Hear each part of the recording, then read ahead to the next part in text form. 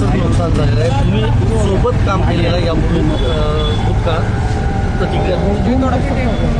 माननीय मुख्यमंत्री दादांचं अपघाती अकाली असं निधन झालं, ते आपल्यातून निघून गेले. पवार कुटुंबियांचं नुकसान झालं आहे, परंतु महाराष्ट्राचं फार मोठं नुकसान झालं. एक मराठा नेता म्हणून त्यांच्याकडं संबंध महाराष्ट्र एक आशेनं पाहायचा. कामाची धडाडी, स्पष्ट वक्तेपणा, धाडस, कार्यकर्त्यांच्यावर प्रेम, माया आणि चांद्यापासून बांध्यापर्यंत कार्यकर्त्याला नाव घेऊन हाक मारणारा नेता हे खूप कमी पाहायला मिळतं.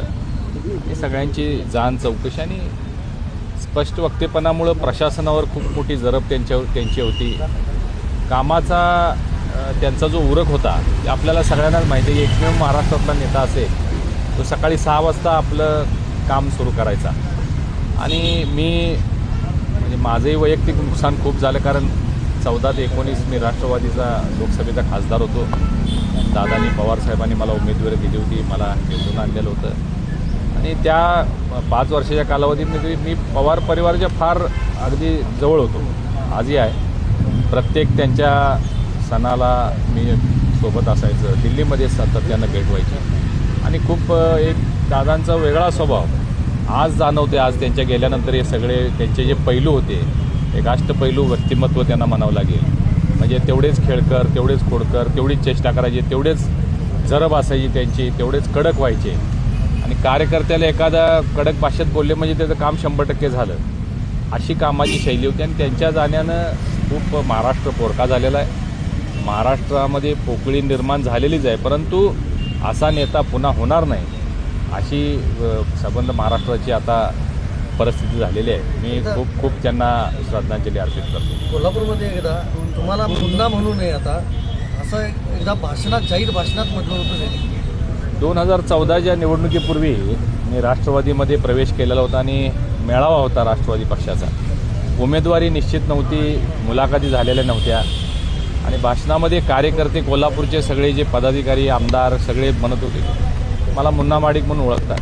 आणि प्रत्येकाचं भाषण झालं, सगळे मुन्ना माडिक मुन्ना माडिक असं म्हणतो. त्यांनी दादांचं ज्यावेळी शेवटचं भाषण सुरू झालं त्यावेळी दादा म्हणले, आता हे मोठ्या पदावर जाणार आहेत, तुम्ही यांना मुन्ना म्हणू नका, इथून पुढं धनंजय म्हणा.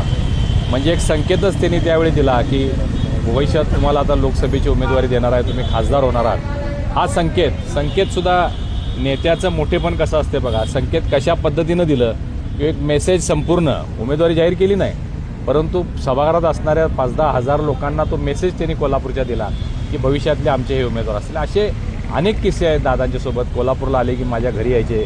त्यांना कोल्हापूरचं जेवण, कोल्हापुरी जेवण खूप आवडायचं. विशेषतः नॉन व्हेजिटेरियन, तांबडा पांढरा मासा खूप आवडीनं खायचे.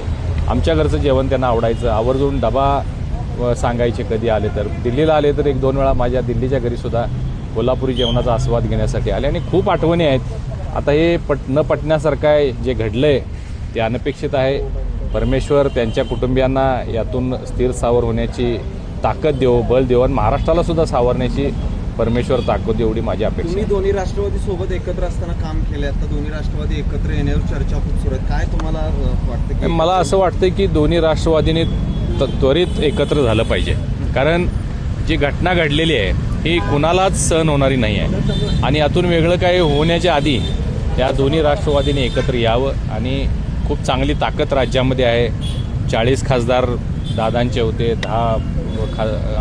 40 आमदार दादांचे आहेत, 10 आमदार साहेबांचे आहेत, खासदार 8-10ची संख्या आहे, राज्यसभेत त्यांची संख्या आहे. हे सगळी मोठी ताकद राज्यामध्ये राष्ट्रवादीची आहे. ती सगळी एकवटली पाहिजे असं माझी भूमिका राहील. दुसरीकडे असं की सुनेत्र वहिनींना उपमुख्यमंत्री करा अशी एक मागणी समोर येते की हे सगळं झालंय दादांचा अर्थखातं आणि उपमुख्यमंत्रीपद त्यांना देण्यात यावं. काय या सगळ्याकडे आता चर्चा सुरू आहे? प्रत्येक महाराष्ट्रातल्या नागरिकाला स्वाभाविकपणानं हे वाटतंय की सुनेत्राताईंनी दादांची जागा घ्यावी, त्या उपमुख्यमंत्री व्हाव्यात. जर सर्व परिवाराची संमती झाली, तिन्ही पक्षांची संमती झाली तर मीही या मताचा आहे की ताईंना निश्चित उपमुख्यमंत्रीपद दिलं पाहिजे. त्या चांगल्या पद्धतीने निभावतील, कारण माझा त्यांचा सहवास आता राज्यसभेमध्ये, पूर्वी त्या राजकीय क्षेत्रामध्ये एवढ्या ॲक्टिव्ह नव्हत्या, परंतु आता राज्यसभेमध्ये त्या माझ्यासोबत आहेत गेले काही वर्ष. आणि मी त्यांची काम करण्याची पद्धत, त्यांचा स्वभाव हे सगळं पाहिलेलं आहे. निश्चित ते हे जबाबदारी पेलू शकतील असं मला वाटतं.